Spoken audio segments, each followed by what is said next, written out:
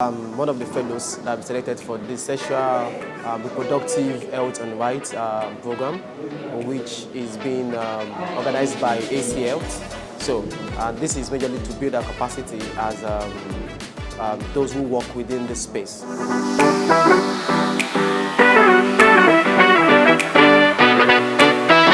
This program that we are doing immediately after here, every member of this room become a fellow of the SRHR Impact Plus program, right? Now we have built coalition. What your knowledge is, you share with me. What my knowledge is, what resources that we have, we share together. These are things that bring about change.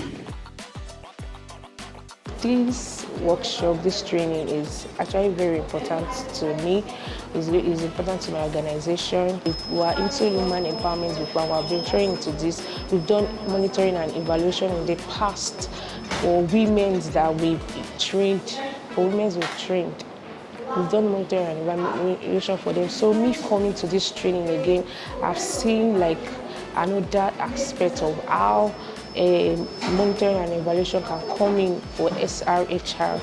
The KPIs we are supposed to use, the output, the outcome, they are just, it's not totally different, but they are just a bit different. And I've learned that here, and I'm happy to use that knowledge. So what is a logic framework? A logic framework is just a structure that provides a clear and concise way to plan, implement and monitor, evaluate our project or program. Today, training on capacity development on the sexual reproductive rights and needs of young people today, it's a very profound moment for me because I learned about the importance of monitoring and evaluation tools in project implementation. Why it's very important for us to have a monitoring and evaluation strategy in place in order for us to ensure that our project is successful. Whereas monitoring has to do with the careful, tracking of the project while the project is going on to ensure that we are following the set objectives. And the evaluation aspect also has to do with seeing that we are achieving the desired results we are achieving. And again, we talk about the importance of having community engagement in our advocacy projects, carrying the community along. Sometimes we may assume that this is what the community needs, but without going to the community to do this assessment, might not actually be able to address the needs of the community. So today, discussion on community involvement in community advocacy, bothering my mind to understand that it's very important we dialogue, we meet the various stakeholders in the community, like the religious leaders, the groups, the youth in the groups, and also carry government organizations along while we are trying to implement our project. This workshop is very important because it is equipping us with new information, new best practices that will help to improve the effectiveness of our sexual and reproductive health and rights programming. We want to understand that there are different roles that each and every one of us within this room have to play when it comes to SRHR advocacy. And here, Bleed said about 5 or 6 roles of civil society that we can play in advocacy for sexual reproductive health and rights. And one is one of the major parts that our last facilitator has mentioned, which is research and data collection. I mentioned that as a civil society, we don't just base our engagement on thoughts. Before you even design a program solution, what are the research? What are the little findings that brings about now there is truly an early child marriage in this community? How do you know that there is that problem in that community? And then that is where we talked about needs assessment when we do community entry and get needs assessment in the community. This training is very important to young adolescents because there are still so many young people, teenagers in Nigeria that do not have access to adequate information on sexual reproductive rights, needs, especially access to contraceptive usage and safe abortion, you understand? So it's very important that young people have this information. And why this training is important? Because this training is training CSOs, NGOs, and youth leaders, you understand, that are present here today to have this information. So they can take this information to young people, probably in the community, in public schools, or wherever they find themselves, to impart them with this information. Because misinformation, misconception about sexual reproductive health, needs and rights of young people is out there, and it's causing a lot of problems and damages to these young persons. As someone who has been within this space for over a decade now, I would not totally say that the awareness is not there to some extent, but what is really lacking majorly is more of implementation, actions, being able to take actions. Though, now, as some are getting aware, some are also not getting aware, so I believe there's still a need for a continuous level of engagement, continuous level of awareness creation, which this particular program is also going to help us with. The more you inform young people, the more they give them that informed choice, you educate them, they have the power to make the right choices that will improve on their lives and their quality. And with that, we're able to curb teenage pregnancy and STIs among young people. I was shocked to hear the statistics for young persons that have HIV/AIDS. It's really shocking. But with all this that we've gathered here, working with them, I think we can reduce that prevalence. For us that are here, because this participants are drawn from different organizations, so I believe it's going to equip us to be able to see how, not just to create awareness, also to see how to engage the right way, and also to see how we are able to get young people, get adolescents and then young people to be involved in the process of program planning, program conceptualization, and how we take actions on sexual reproductive health and rights. One thing that I usually tell people is that no matter who is the decision maker, there is a personality behind that position.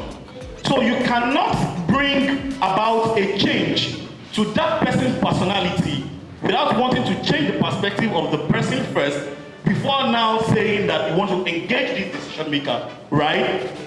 Now, we need to identify who exactly has a bigger influence in the community, and these are some of the things that we'll be talking about next. This training is like a very, very good initiative that is being done. I believe that everyone who is here is not just here for the sake of being here.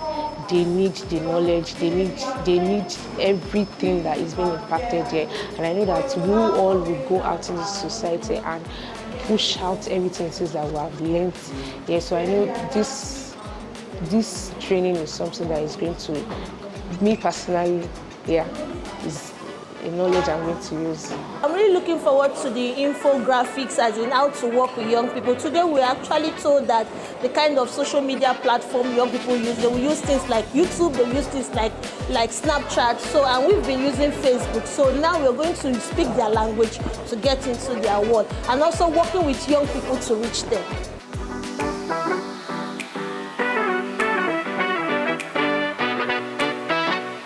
I want us to just have a dialogue.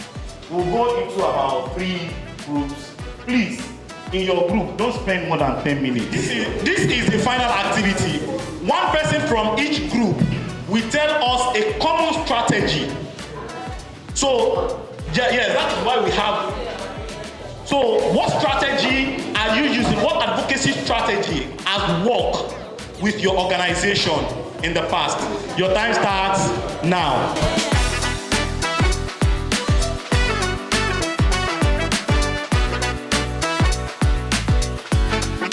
Tell us the similarities in the strategic tools or strategic thing that we are using in our organization to have effective advocacy. I would like to present on behalf of my beautiful group members. What I notice is that we all actually adopt nearly or almost the same strategic tools to implement projects. For my colleague at Seed Africa, he actually mentioned that they leverage social media a lot to provide services and even reach out to partners. To my colleague at the Ministry of Health, she mentioned that they do a lot of community mobilizing, community engagement to engage their end users and beneficiaries. To my colleague at Oye Foundation, she also mentioned that they make use of town hall meetings, Ministry of Health, town hall meetings and all of that. Then to my colleague at Family Medicine, Family Doctor, okay. So they are into telemedicine and then they leverage social media as well as traditional media. Thank you. Thank you. So my name is Rita Chukune I'm a program officer at Youth Care Project. So what I and my role, the strategies we adopt in our various organizations, they are all similar. The first one is needs assessment. So we go to the community to gather information, data collection. The second one is advocacy visit to key and relevant stakeholders, to guide their interest into what you're doing. We also adopt digital advocacy methods using platforms young people use the most, like Instagram, Twitter, and for using also creating infographics and all that. Yeah, so these are how we decided on. Thank you. A round of applause.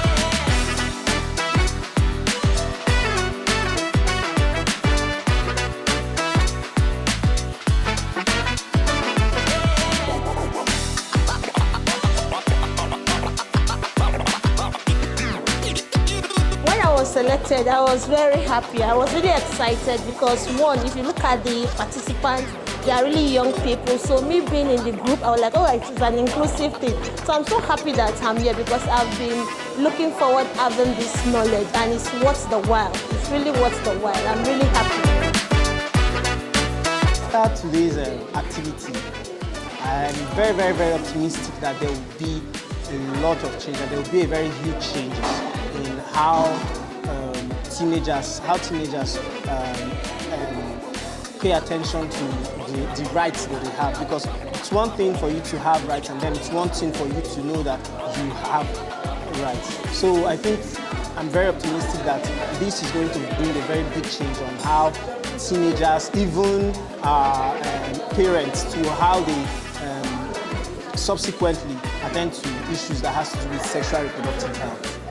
I want to say a big thank you to AC Health Initiative for putting up a workshop of this magnitude to build the capacity of NGOs and CBOs. So I want to say thank you so much to AC Health and Amplify Change for putting this sexual reproductive health and rights Impact Plus projects together. Thank you so much, because this is actually coming at the right time, and I believe that young people, adolescents, youth out there are really going to benefit from it. Thank you, guys. I want to appreciate AC. This is my first time coming as in physically with AC, though I've done one or two of their trainings online with American Embassy, but coming here physically, I'm really grateful, and I'm looking forward to the online sessions we are going to have on advocacy. Thank you.